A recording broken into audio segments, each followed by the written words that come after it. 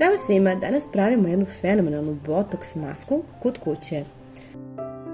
Za ovu masku će vam biti potrebno jedno jaje, tačnije jedno belance. Osim što je odlično za zatezanje lica, belance će pomoći da otklonite fleke i ožiljke od akni.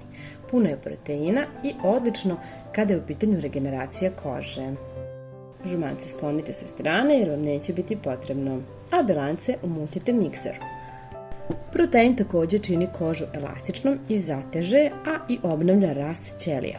Belance također sadrži i kalijum koji hidrira kožu, kao i riboflavin koji je čisti od toksina.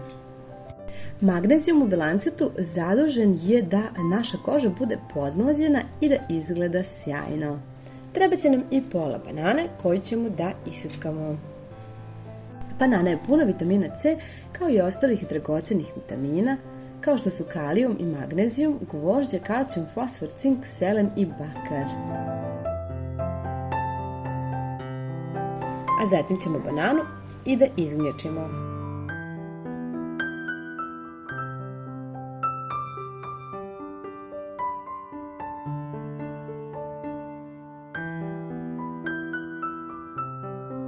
Bananu ćemo da izmlječimo ovako kroz cediljku kako bismo bili sigurni da nema krupnih komadića.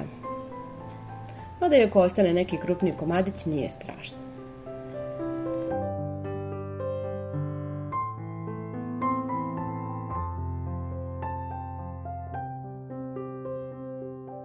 Sve ćemo to zatim dobro da promešamo.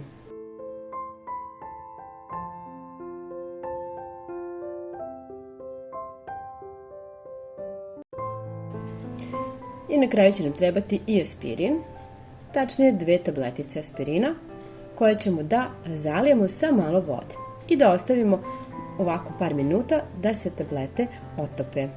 Salicilna kiselina koju posjeduje aspirin se obično koristi u proizvodima protiv buljica.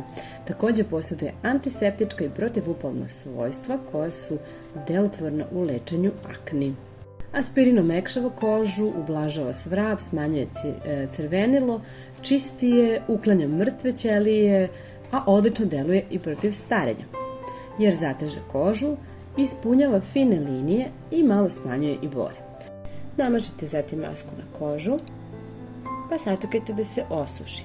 Kada se osuši, premažite još jedan sloj maske i ostavite i da se taj drugi sloj osuši. Nakon toga masku dobro isperite i premažite uljem, a možete i hidrantnom kremom koja je onako baš masnija i bogatija. Također možete mazati i vrat. Ja se nadam da će vam se dopasti ovaj recept. Puno vas pozdravljam. Ćao!